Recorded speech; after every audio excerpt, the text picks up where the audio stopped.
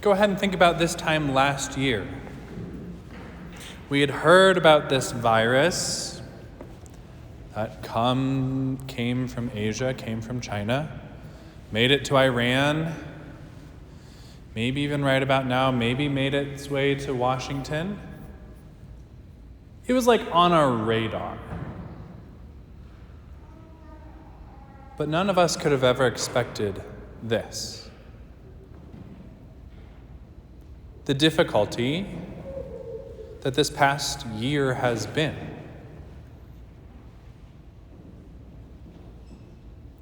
How fleeting human things really are. I love and am constantly astounded by Ash Wednesday and people's fascination of Ash Wednesday. You guys come out of the woodworks. There's like the Christmas and Easter only people, then there's the Christmas, Easter, and Ash Wednesday only people. So if you're among them, welcome. We love having you. Come this upcoming Sunday.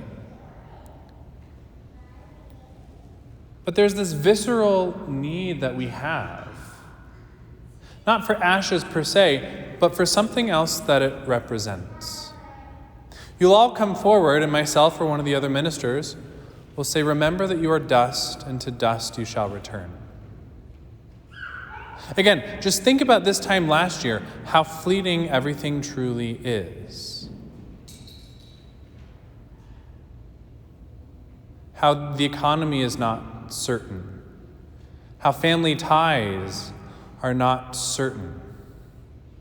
How our own sense of self-made security is not certain. How life itself is not certain. And so I take my thumb and dunk it in this big old thing of ashes. This will be my 5th time today doing it.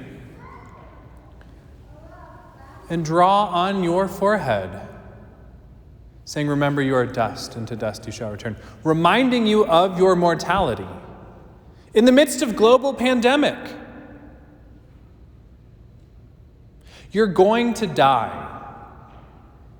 Whether it's the coronavirus that kills you, or long life, or something else. But there's beauty in the midst of that. That beauty, I think, can be found on what you will leave this place wearing. The ashes on your forehead. First, ashes are black. That's the color of death. We put a big old splotch on your forehead.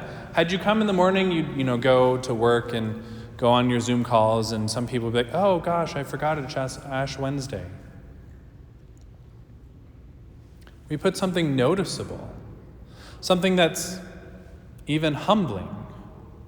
Next, we put it in the sign of a cross. Black would be a color of death.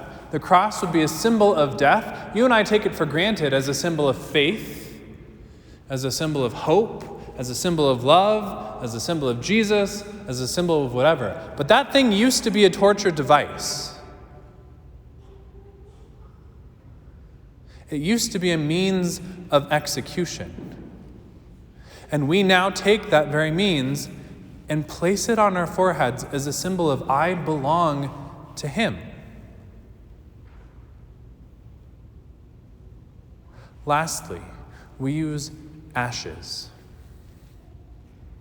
If you remember last summer, when half the state was on fire, we became very cognizant of ash as it was raining down on us. Ashes only come from things that were previously alive,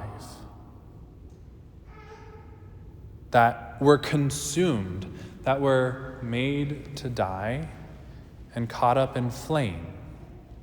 They were destroyed. They were made no more. And so in this threefold symbol of death that we stick on your foreheads, black, cross of ash. And yet people find a certain level of comfort in it. Why? Because to the one who is a Jesus follower, one can recognize the hope of glory that is to come.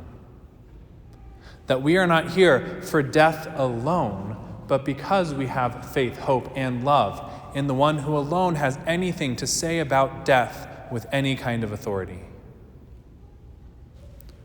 We're here because at the end of the day, we know we're going to die. And ultimately, year after year, we want to prepare ourselves. The biblical use of ashes was a public act of repentance to say, I can't keep living the way I'm living. Now, year after year, we do this. We stick it on the calendar. We know the date of Ash Wednesday for the next century.